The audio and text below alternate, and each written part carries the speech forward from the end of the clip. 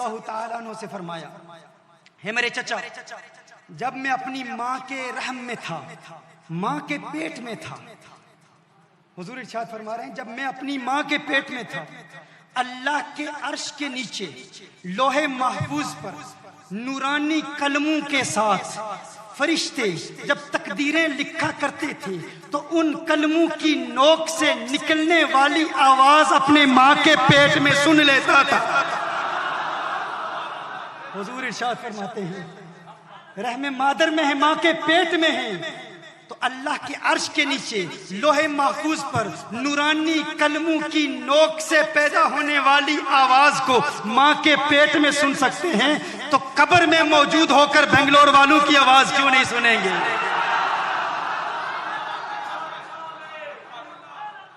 یہ میرے آقا صلی اللہ علیہ وسلم کہ علم کی وسعت ہے جاتے ہیں کہ حضور ہمیں نہیں جانتے، الیاذ باللہ امت کو نہیں جانتے۔ میرے آقا صلی اللہ علیہ وآلہ وسلم امت کے ہر فرد کو جانتے ہیں، آپ کے نام کو جانتے ہیں، آپ کے والد کے نام کو جانتے ہیں، یہاں تک کہ آپ کے قبیلوں کو جانتے ہیں۔ میں نہیں کہتا، حضور ارشاد فرماتے ہیں۔ یہ میرے آقا صلی اللہ علیہ وآلہ وسلم کی حدیث ہے، مسند امام احمد بن حنبل میں بھی ہے، سنن الترمذی میں بھی ہے۔ میرے آقا صلی اللہ علیہ وسلم ایک مرتبہ اپنے حجرہ انور سے باہر تشریف لائے، میرے آقا صلی اللہ علیہ وسلم کے ہاتھ میں 2 کتابیں ہیں۔ حضور نے ارشاد فرمایا، ہے میرے صحابہ تم جاننا چاہتے ہو ان 2 کتابوں میں کیا ہے؟ ایک کتاب دائیں ہاتھ میں ہے، ایک کتاب بائیں ہاتھ میں ہے۔ صحابہ عرض کرتے ہیں یا رسول اللہ صلی اللہ علیہ وسلم ان 2 کتابوں میں کیا ہے؟ میرے آقا صلی اللہ علیہ وآلہ وسلم نے ارشاد فرمایا، یہ جو کتاب میرے دائیں ہاتھ میں ہے اس میں میری امت کے تمام جنتیوں کے نام ہیں، تمام جنتیوں کے نام ہیں، ان کے والدین کے نام ہیں اور ان کے قبیلوں کے نام ہیں۔ تو حضور اکرم صلی اللہ علیہ وسلم اپنی امت کے ہر فرد کے نام کو بھی جانتے ہیں، ان کے والدین کے نام کو بھی جانتے ہیں اور ان کے قبیلوں کو بھی جانتے ہیں۔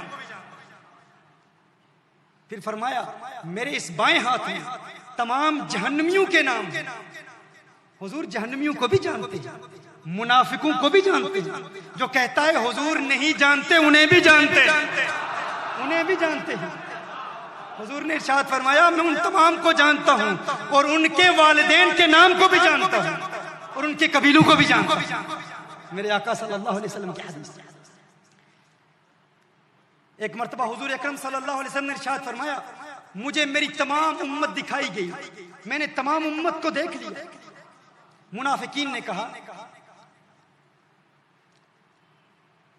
وَنَحْنُ مَعَهُ وَلَا يَعْرِفُنَا، یہ کہتے ہیں کہ تمام امت کو جانتے ہیں، ہم ان کے ساتھ ہیں، ہمیں نہیں جانتے، اور دعویٰ اتنا بڑا کہ تمام امت کو جانتے ہیں۔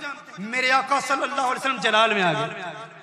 صحیح بخاری کی حدیث سے حضور اکرم صلی اللہ علیہ وسلم منبر پر کھڑے ہو کر ارشاد فرماتے ہیں ما بال اقوام طعنوا فی علمی، کیا حال ہے ان کا، ان اقوام کا، ان لوگوں کا، ان منافقین کا جو میرے علم پر گشت تنقید اٹھاتے ہیں، جو میرے علم پر زبانیں تان دراز کرتے ہیں۔ حضور اکرم صلی اللہ علیہ وسلم نے فرمایا اٹھو پوچھو جو کچھ پوچھنا چاہتے ہو، رب کعبہ کی قسم جب تک اس منبر پر ہوں آج سے لے کر قیامت تک کے تمام واقعات بیان کر دوں۔ میرے آقا صلی اللہ علیہ وسلم نے جب یہ اعلان کیا، صحیح بخاری کی حدیث ہے، ایک شخص کھڑا ہو جاتا ہے، وہ کہتا ہے میرا ٹھکانہ کیا ہے، کیا میں جہنمی ہوں یا جنتی ہوں؟ حضور اکرم صلی اللہ علیہ وسلم نے ارشاد فرمایا انت فی النار، تو جہنمی ہے۔ حضور کا امتحان لے رہا ہے۔ جب حضور اکرم صلی اللہ علیہ وسلم نے بار بار فرمایا، حضور پھر ارشاد فرما رہے ہیں سلونی سلونی سلونی، اٹھو پوچھو، تم سوال کرو میں جواب دوں گا، جو پوچھنا چاہتے ہو آج سے لے کر قیامت تک کے تمام واقعات بیان کر دوں۔ ایک شخص کھڑا ہو جاتا ہے، وہ کہتا ہے یا رسول اللہ صلی اللہ علیہ وسلم میرے والد کون ہیں، میرے باپ کا کیا نام ہے؟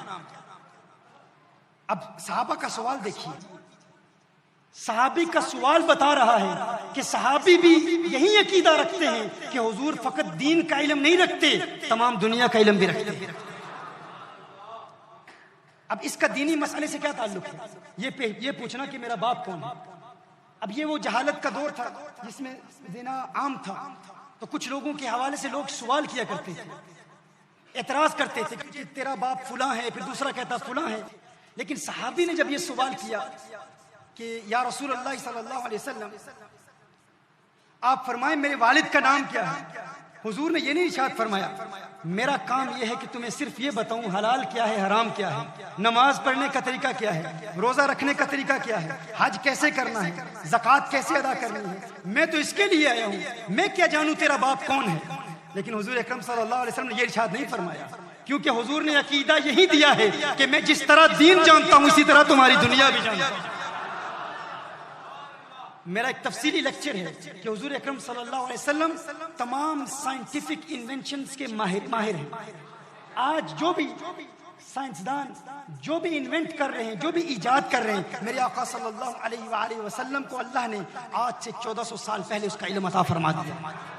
اس پر میرا تفصیلی لیکچر ہے، وہ آپ لیکچر ضرور دیکھیے۔ میرے آقا صلی اللہ علیہ وسلم نے یہ نہیں فرمایا کہ مجھے فقط دین کا علم دیا گیا، تیرے باپ کا علم نہیں دیا گیا، یہ ایک پرائیویٹ میٹر ہے، تیرا والد جانتا ہے یا تیری والدہ جانتی ہے۔ نہیں، حضور نے ارشاد فرمایا ہاں میں جانتا ہوں، مجھے اللہ نے علم غیب عطا فرمایا ہے۔ تو سن، ابو کا حذافہ، تیرے باپ کا نام حذافہ۔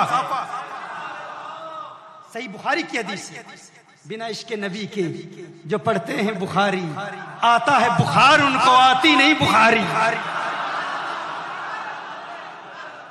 عشق کی اینک لگا کے بخاری پڑھو تو اس کا لطف اور ہے،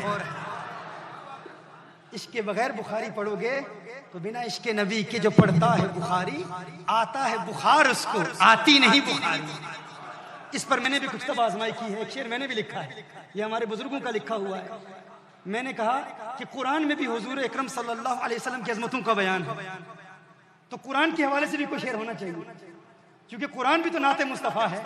تو اس پر میں نے کہا بنا عشق نبی کے جو پڑھتا ہے قرآن، بنا عشق نبی کے پڑھتا ہے جو قرآن، وہ قرآن پڑھتا ہے نا، تلاش کرتا ہے قل اقول لكم عندي خزائن الله ولا اعلم الغیب، وہ پڑھتا ہے، اس سے تسلی ہوتی ہے۔ حضور علم غیب نہیں جانتے، لیکن پھر اچانک ایک اور آیت پڑھتا ہے وما كان الله ليطلعكم على الغیب ولكن الله يجتبي من رسله من يشاء۔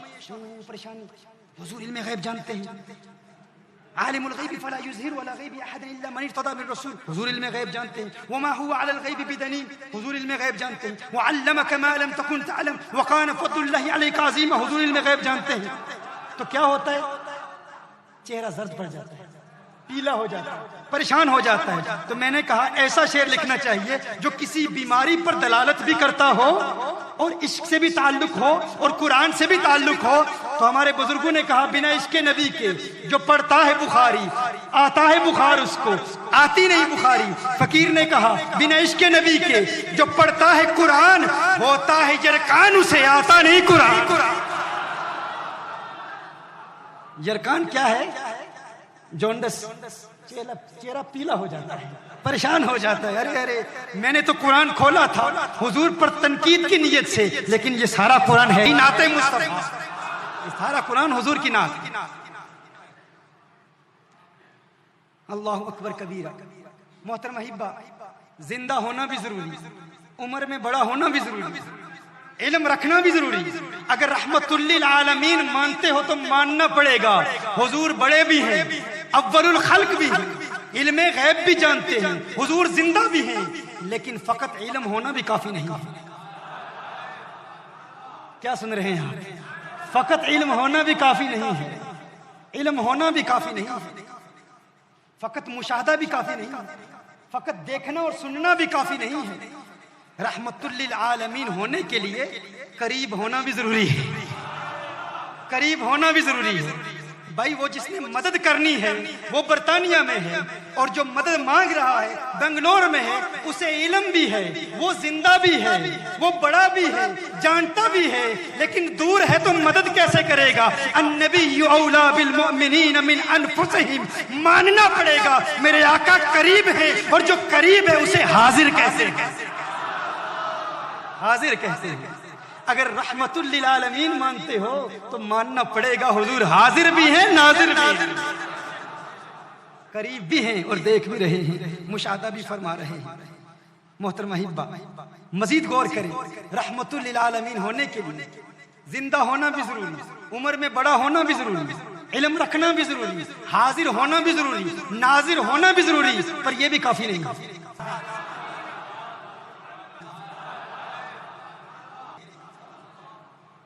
رحمت للعالمین ہونے کے لیے اس کے کچھ مزید پری ریکوزٹس اور تقاضے ہیں۔ بھائی اگر زندہ بھی ہے، بڑا بھی ہے، علم بھی رکھتا ہے، حاضر بھی ہے، ناظر بھی ہے، لیکن جو چیز آپ اس سے مانگ رہے ہیں اس کا مالک نہیں ہے تو مدد کیسے کرے گا؟ تو بھائیو حضور اکرم صلی اللہ علیہ وآلہ وسلم زندہ بھی ہیں، حاضر بھی ہیں، ناظر بھی ہیں، علم بھی رکھتے ہیں، قریب بھی ہیں، اور مالک و مختار بھی ہیں، مالک و مختار بھی ہیں۔ صحابی کہتے ہیں یا رسول اللہ صلی اللہ علیہ وسلم جنت دے دیجئے، حضور فرماتے ہیں دے دی، تمہاری ہے، تمہاری ہے، لے لو، تمہاری ہے۔ انا آتینا کل کوثر، ساری کثرت باتیں یہ ہیں، رب ہے معطی، یہ ہے قاسم، رزق اس کا ہے کھلاتے ہیں۔